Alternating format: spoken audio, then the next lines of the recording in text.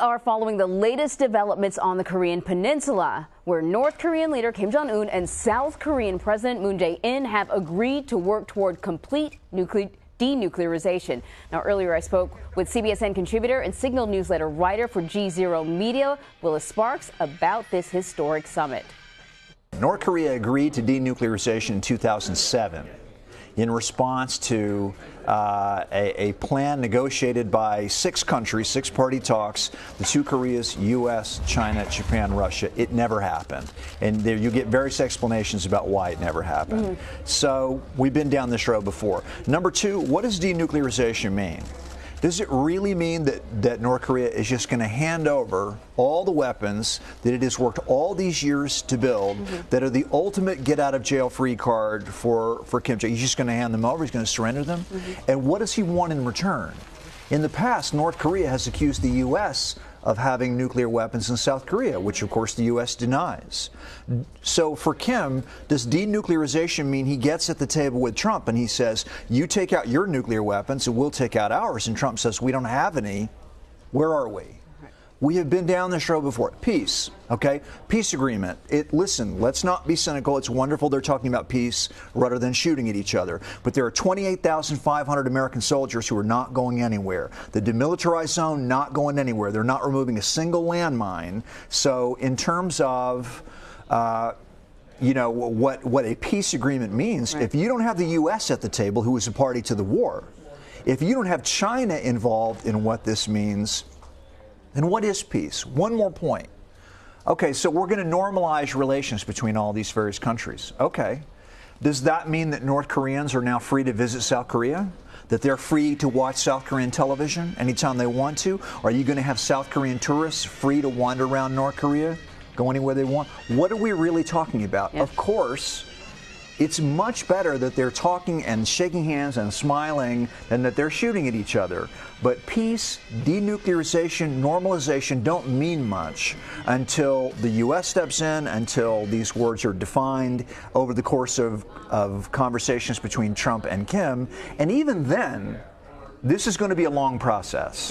It's going to have to be mistrust and verify for an extended period of time. And I think let's not be cynical, but let's be very skeptical that this is going to happen. Okay, so you brought up a few things with your answer. You're right. You know, absent from this entire conversation, and I'm considering this entire conversation going back to the North Korea's participation in the Olympics, because it's sort of been baby steps leading to this. Absent from this entire conversation has been the human rights violations and just the conditions in which North Koreans are living under. That's not being brought up at all. Right. Well, because they wanted to have this historic ceremony today, so they're not talking about that. But it won't take long. It'll be later in the day. In fact, people are already probably saying, well, wait a minute. How do we deal with North Korea's human rights violations? Obviously, there's the Otto Warmbier case that got a lot of attention, and this country is going to get a lot more in the context of preparations for a potential meeting between President Trump and Mr. Kim. There are, what, like 7 Americans being held? There are American hostages. Listen, you know, maybe President Trump can get them released. We've had this before. We've had Dennis Rodman diplomacy. We've had Jimmy Carter diplomacy. We've had Jesse Jackson diplomacy.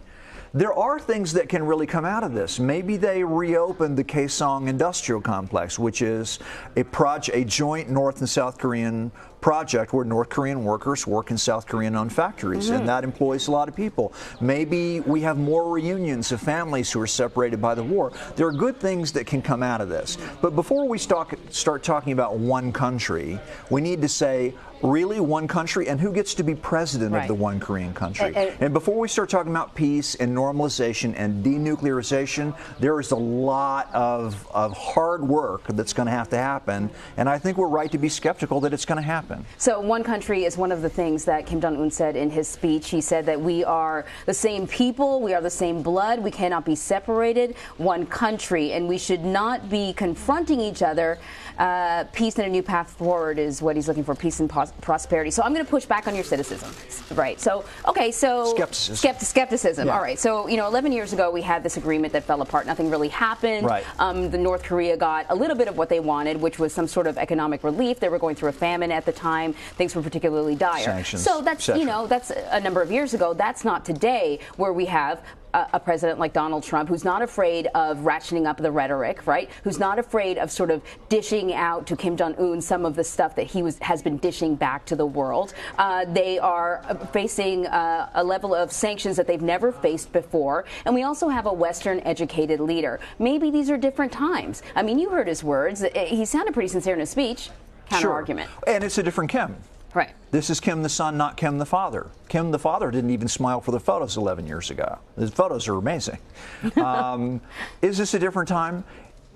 Ultimately, for me, it keeps coming back to Muammar Gaddafi gave up his nuclear weapons as part of an agreement, or his nuclear weapons program. Look what happened to him. Saddam Hussein at some point had a weapons of mass destruction program.